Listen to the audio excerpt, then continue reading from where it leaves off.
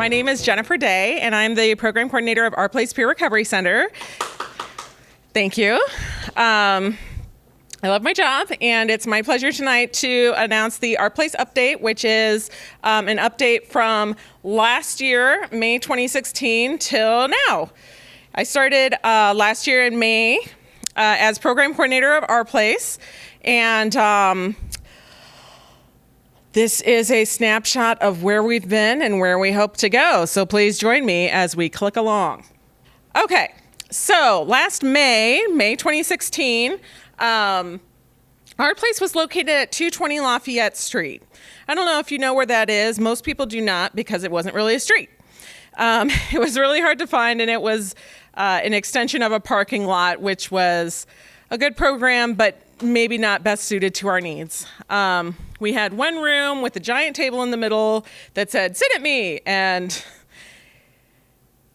it was awkward. There was a music studio next door, and people would play the clarinet or their drum kit, and we'd be like, oh, they're playing clarinet in their drum kit, and that's kind of disruptive. And so we didn't have a lot of programming at the time. It was very freeform, I felt like I had come into something and I was ready to build it from the ground up. I was like, I see so much potential here for Our Place. It was really exciting. At the time, we had an average visitage per month of about 103 people. So that's not different people, because we had a lot of repeat visitors. That's how much traffic we had coming through. So that's for the past year, May 2015 to April 2016. And we had a very small select in group of people who would come. It was very tight knit and very much on the female side. We had paid peer support specialists 2 days a week, and some things about that were helpful and some were not, because people would be looking for peer support specialists and they wouldn't be available. So at the time, I was the first paid coordinator to come on, because before that time, it had been a number of volunteers. People would change every day. It was kind of like, what's going on? We don't know what's going on. Okay, let's play cards. So there was also a great emphasis on problem solving. And so it's very easy for us to go about our business and want to help people by trying to solve their problems. But we all know that in mental illness, it's not about knowing the solution. It's about being there for people as they're able to work through things for themselves, right? So as of last month, May 2017, I have been here a year. And in August, we moved to our new wonderful location at 10 East Benton Street, which is 4 different rooms, bigger. We don't have to share a bathroom. There's more than a table. It's quite wonderful. And I added many things, but a programmed calendar where people can go, oh, this is something I can do at Our Place, came out. So we always have socialization. We always wanted to have a non-judgmental atmosphere, but now we have actual events. So we'll have partners from the community. We'll have different activities offered. And then you can see here, this is a picture of the front of our space. This is kind of our living room coffee shop area. Very comfortable, very inviting. I think that our previous space was much more formal and a little intimidating. So since I've become coordinator of Our Place, we've wanted to expand our reach. We've wanted to become less of an in-group and more inclusive. So I called up Chatham Oaks. I don't know how many times. I think they were tired of hearing up from me. I also started a pet therapy program with Johnson County Therapy Dogs, and they also got tired of me calling to set up people. But we've reached out to Shelter House, Salvation Army, Veterans Administration. We are actively seeking to become a new community of mentally ill persons living and striving for recovery here at Our Place. And so we kind of had free-form volunteer opportunities before. Now we have some more concrete volunteer opportunities, such as Chalk the Walk, free advertising at the Ped Mall for Our Place, and technology mentors, because everybody needs help with technology sometimes. We have whole different levels, and as peers, we can help each other be more competent, right? Like, we're not always needing, we can give back too. And it feels good to be able to give back. And so I also started keeping more numbers because numbers help us get money and money helps us continue to exist. And we like money. I don't see a problem with it. So we expanded more than just keeping attendance. We expanded to unique individuals, some demographic information. We started keeping one-on-one statistics of peer support as well as advocacy, which we were not doing before. And so as of May this year, from last year, we're up to 178 visits on average. Now that's averaged across the whole year. I can tell you that over the past few months, we've hit over 220 pretty regularly. We've had an increase in peer support 5 days a week. We've hired not one, but 2 new peer support specialists, wave guys, Todd Fildesi and Jennifer Patel. Jennifer P. we were very glad to have join us last year around this time because she was an avid volunteer and she has a positive attitude and is a very social person and very inviting. And that's the atmosphere that we wanted to have at our place. Since JP started in this role, she's started 2 groups, both the Yes We Can Goal group as well as Recovery Partners. JP not only has an undergraduate degree, but a master's degree in counseling, which is a huge asset. I hope to follow in those steps someday. And then Todd Fildesi is a longtime Johnson County NAMI member. If you can't get along with Todd, then I think that you are seriously ill. And he has significant lived experience balancing his 4 major diagnoses. Todd has taken part in multiple projects since starting at our place earlier this year, I believe it was February, such as walking group, letter writing advocacy for political advocacy, and then Dungeons and Dragons. So we're trying to include a variety of interests at our place. If there's something that you'd like, your opinion counts. So the atmosphere of our place has changed very much in the past year. It's less, I would say it's more inclusive, less small town, less goal directed. So we're not going to tell you what to do when you come to our place. It's all about what you want to do. We acknowledge your goals, your empowerment, your solidarity as a person. And so we found that has great success. We find that people, once they come through our doors, they usually come back. And we really are starting to build a community at our place.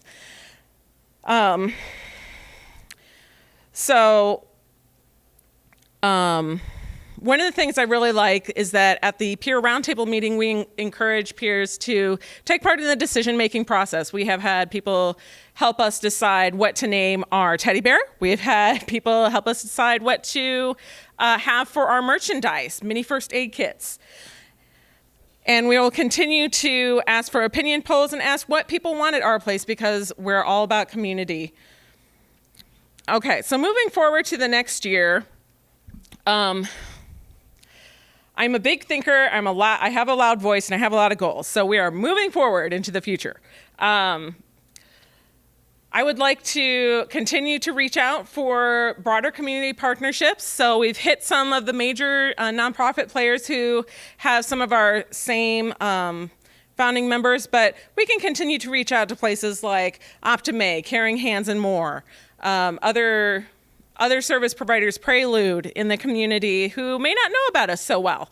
And we're continuing to expand our reach in psychiatrists and therapists as well.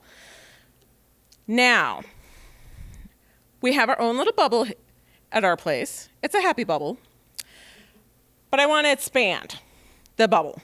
So I intend to plant myself at different community organizations and lead speaking events, something like this, so that we can continue to raise awareness about mental illness and continue to build our community so that people realize that 1 in 5 persons with mental illness doesn't mean somebody else. It means our families, our loved ones, our communities, ourselves. And bottom line is when people meet other people they like, they usually aren't prejudiced. So if they meet me and they think, oh, that lady has mental illness and she doesn't seem dangerous, then maybe they'll start to get it. Maybe they'll give people a chance. So right now, our demographics are like Iowa. We are very white. That has to do with the history of mental illness. That has to do with the demographics of Iowa. But we're looking to be as inclusive as possible. So I intend to reach out to different organizations of different demographics of faiths, ethnicities throughout the community so that we can raise awareness and so that we can be inclusive, because mental illness knows no class, it knows no skin color, and it knows no religion. It's everyone. Okay. Lastly, in the next year, I very much want to expand our reach for our place in transportation. Everybody knows that transportation is a huge issue when we're talking about mental health, and ours is no different. So to continue to have a successful life and to continue to have an enriched life despite mental illness in the community, we are pushing to try to get funding for a vehicle, for transportation, so that we can go on outings into the community and outside the community. So maybe a fishing trip, maybe we go outside the county. You know, these are opportunities that people may not get if they don't have a vehicle. And that's a big difference to somebody's life. And when you have somebody sitting in their living room at home being bored all day,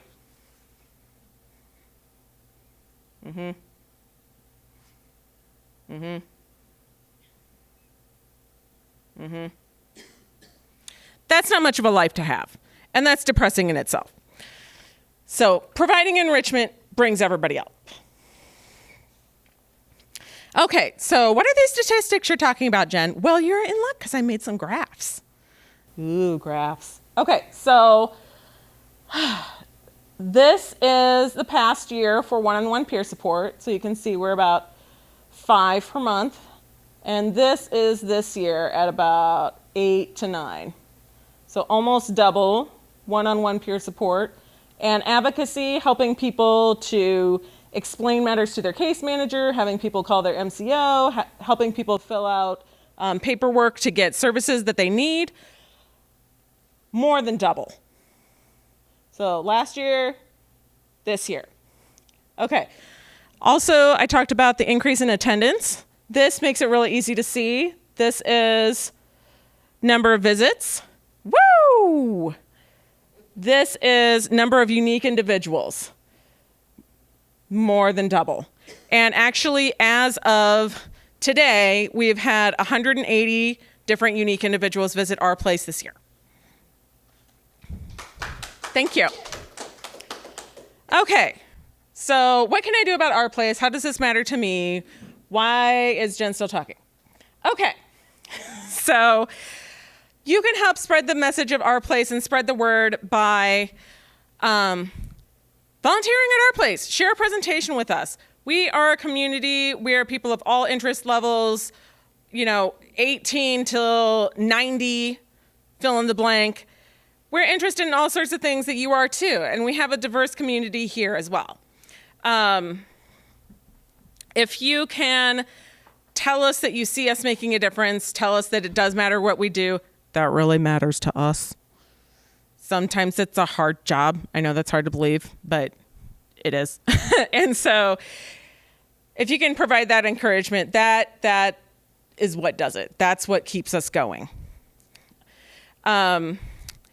If you can help monetarily, if you don't have a lot of time, we're still looking for rent donations. We're looking for more funds to hire public speakers, to have presentations, to have cooking demonstrations, to bring in fancier things that are more fun and more enriching for people at our place. Concerts, things of that nature. If you'd like to help me book a presentation, help spread the word, get out a pamphlet, tell your provider, tell your network, tell your coworkers. All of those things count. Why? Because mental illness is universal. It's throughout our community, but nobody talks about it. Okay. So I updated this presentation today because at the time that I had updated this presentation, we had different things on our wish list than we do now, which is awesome because we know you care. So we have had a bingo spinner provided. We've had mental health magazines provided. We've had supplies provided. Thank you all so much for that. That is awesome.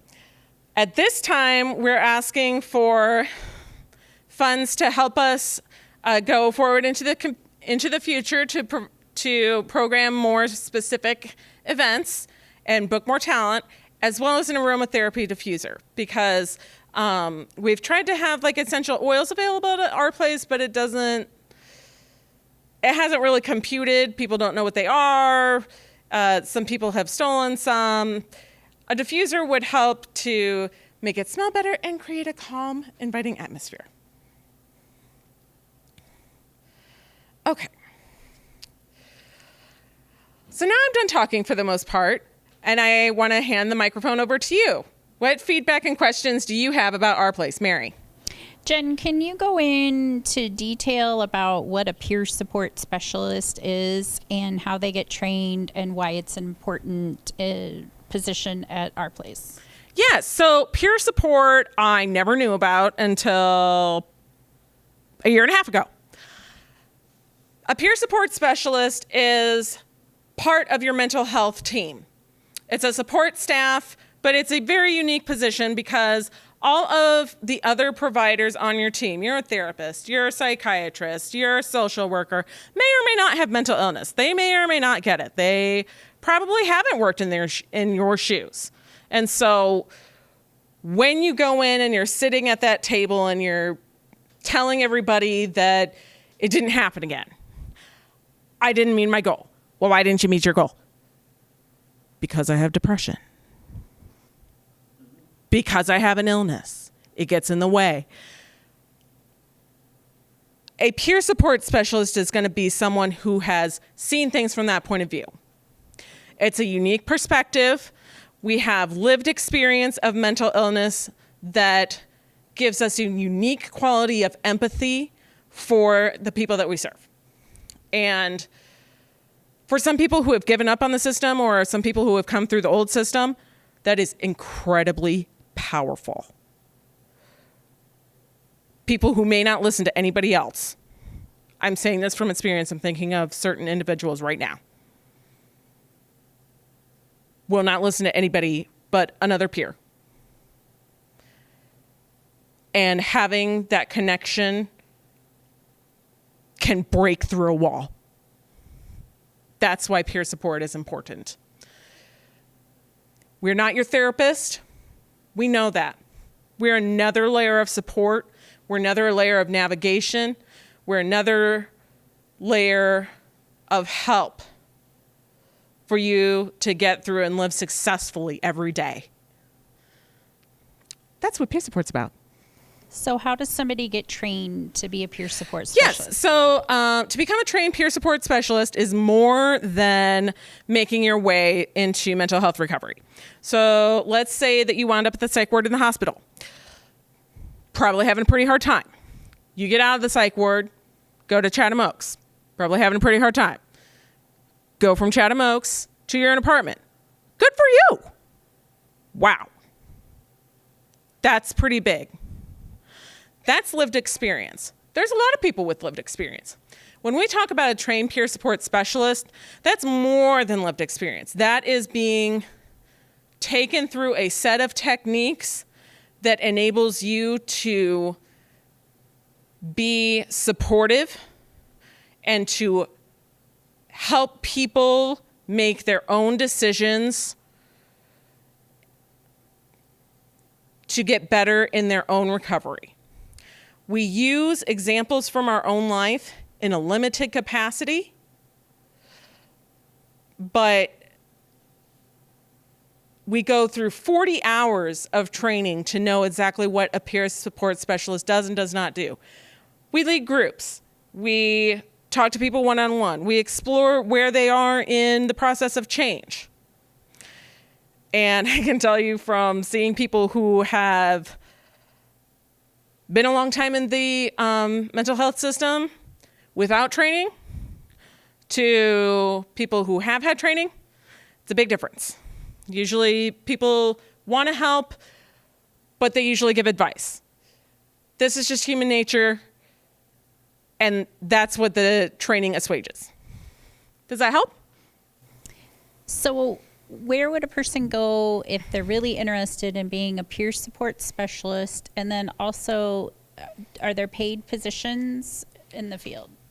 Okay, so a peer support specialist is pretty new to Iowa. It's a proven clinical model throughout the U.S., but in Iowa, it's just begun to bloom the past couple of years. Currently, the University of Iowa is putting on peer support trainings, peer support specialists for mental illness. There's also family peer support for family members, usually mothers or parents who have raised a child with mental illness. The University of Iowa puts on a week-long peer support specialist training about twice a year. You need to apply, you need to have references, and it is a intense process. I mean, you're looking at essay questions here. Because they want to make sure that you're stable enough and that you're well enough to make it a whole week and go through 40 hours of training. It's a big thing. It's usually, they hold these throughout the state. They're not necessarily close to you. And so you may have to go to a hotel for a week. You may have to pay for your meals for a week. So once you do the peer support specialist training, you take a test. That will give you the accreditation. To become fully certified, you have to have hours of supervision in the field. And so there are opportunities for paid peer support positions. Currently, most peer support positions are part-time. There's a lot of people on SSI, SSDI who are working as peer support specialists, but the field is expanding. We have added 2 peer support specialists in the past year at our place, part-time. The integrated health homes of Iowa City, Cedar Rapids, 1 per every county, have paid full-time peer support specialists, as well as the mobile crisis unit right next door at the crisis center is starting to hire peer support specialists to go out on calls. And so there are opportunities for you to get back and use your lived experience and your story to make a difference. Thank you. Other questions? So I have one more question. Okay. Can you share with us the event that was held at our place on Friday for peer supports and how we want to continue growing networking events for peer support specialists? Yes. And so since peer support specialists are such a new field in Iowa, we're just kind of floating out there by ourselves. Mental health, we have a lot of confidentiality due to HIPAA laws, which are great for the individuals that we work with. However, we wind up being a little isolated in ourselves and hearing people's tragedies and traumas, and it's not so good. So I thought that we should reach out as our place, since we have our wonderful space, since we have this platform, and start to form a peer support specialist network. Why not get in touch with one another? Why not see what each other are doing? Because we are not competing with one another. We are all on the same team geared toward wellness. So last Friday, we invited peer support specialists from the East Central region of Iowa, Dubuque County, all down through Jefferson County. And as far as people wanted to drive, they could come. We had a successful event, and more than a dozen working peer support specialists were able to meet each other, talk about what they did, talk about their different roles in their jobs, and be able to start to share information and share resources and update each other about the field.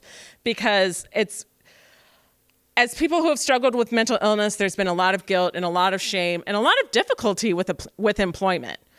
And so to be recognized as a true professional in the field is something that I think is really exciting. And we want to continue to grow that at our place. Other questions, comments, ideas? So if you'd like to find our place, here's our contact information. We have a question. All right. Not too profound here. That's okay. I was just wondering what you just put it up, what the hours and what the admission is. Yes. So one of the many things I love about our place is that it is completely free. You just walk in. You don't have to say what your diagnosis is. You don't have to say how old you are. You don't have to say your blood type. You don't have to present your insurance card. You just come in and we say, hi, welcome to our place. There's no red tape. Everything's completely free. We're open 1 to 5, Monday through Friday currently. We are looking to expand our hours so that we can have some Saturday time. And we're a friendly bunch. What can I say? Some people like to say that we're like Cheers, where everybody knows your name and you feel like you're coming home. I also wanted to throw in, I forgot from the last slide, that as a helper, as somebody who has experience in mental health working as well as a peer, I can say that helping other people helps me maintain my own recovery. Like being able to talk openly, being able to lift other people up, being able to say, hey, I came through this and this matters. It's a real special feeling. Yes.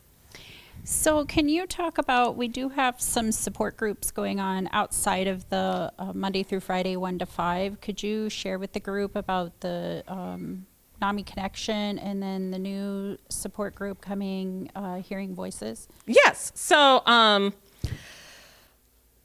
NAMI has always been part of outreach to the community, and that includes helping people meet one another and support one another. So the National Alliance on Mental Illness has a signature support group called The Connection.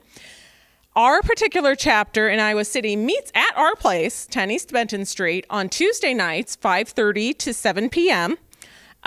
We have a really consistent group going now, 5 to 12 people per week, supportive adults living and recovering from mental illness, coming and helping each other through the hard times and bringing up the things that are hard to talk about with anybody else.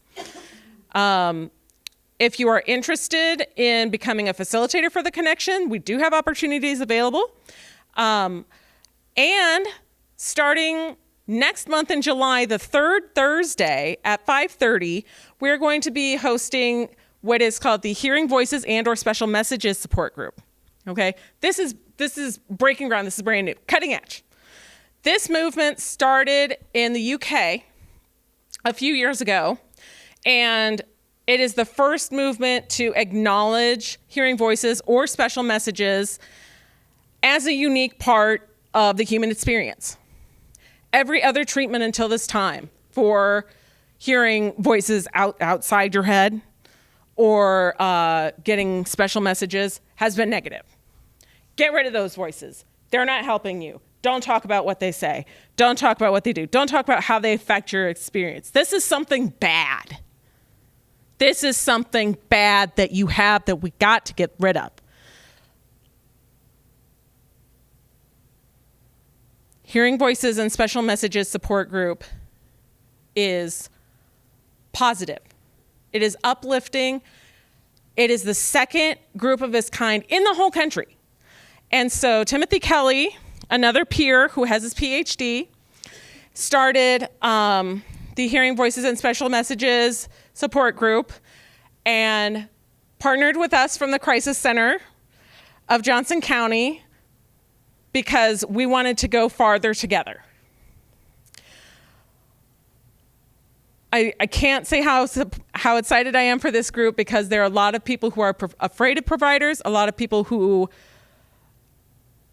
really have this unique experience that they want to share, that they enjoy, you know, that's something special to them that maybe they don't want to get rid of. And this is affirming about how to live and thrive with that special experience, that uniqueness that not everybody has.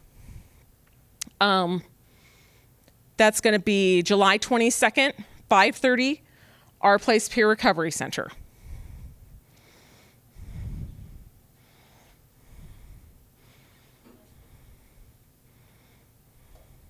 Chris. Yes, I was told that there is another support group meeting at the NAMI office for people who are employed and have mental illness. Is that true? Yes, that is called the NAMI Works Group. That's on the second Monday, I believe, of the month at 6 o'clock here at the NAMI Administrative Office, 1105 Gilbert Court, Suite 200, because not everybody is available at 5:30, and we have people at all levels of mental illness in the community. So people who are working, who are living with anxiety, depression, bipolar disorder, schizophrenia, you name it. That is a time for them to get together and meet and try to find balance in their life with their diagnosis and work. Not everybody with mental illness is able to work. A lot of people are. Thank you for bringing that up, Chris. Jennifer, did you have a question? Oh, I had a comment. Okay. I like to also point out one of the cool things about our place is since we got connected with Table to Table, we have lots of good food and coffee. Oh, yes, that's true. Another community partnership is Table to Table, the food rescue organization that takes perfectly edible food that stores would have to throw away because it's past its sell-by date, and it delivers it to people who need it. So we're a small little nonprofit. You know, we like to eat nutritious food too, but we don't have a lot of money. And so that was a really exciting thing for us to have Table to Table as our partner to give us jerky and fruit and granola bars and all sorts of yummy, wonderful things. They're really good.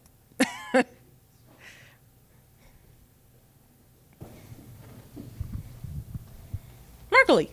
Jen, I've really enjoyed, I think it's been for maybe 5 or 6 months now, coming to our place and doing a class in calligraphy and card making.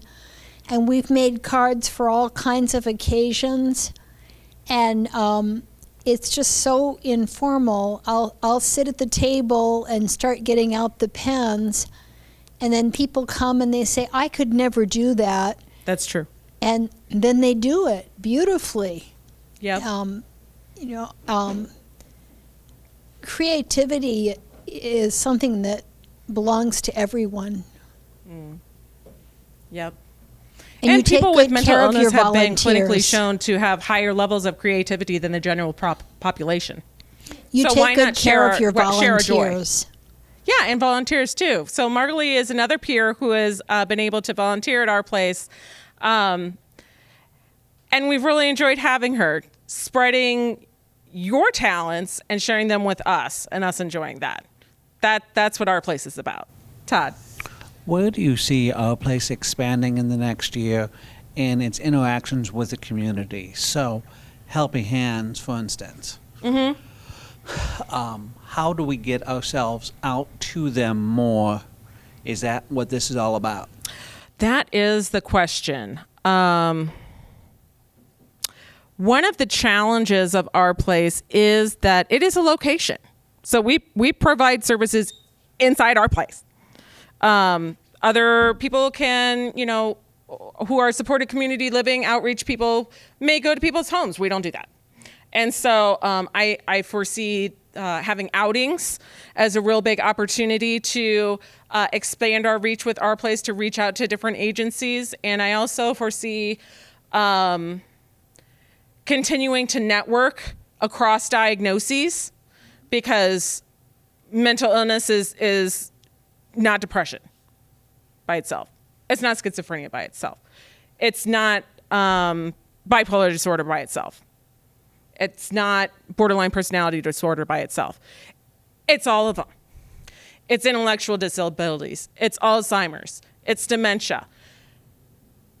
And on and on. And so I think the more that we can start to make that phone ring and start to communicate, the more people we can meet, the more friends we can make.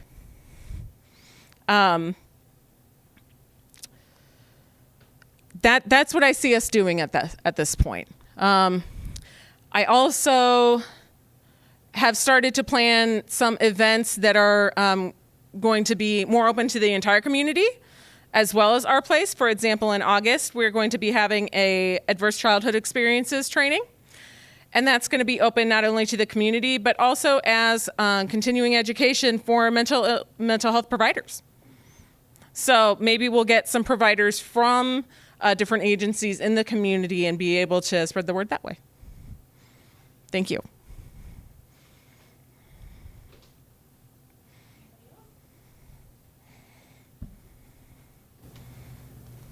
Thank you, Jennifer, for taking your time to present about Our Place. We really appreciate it. Thank you all for listening. I appreciate it.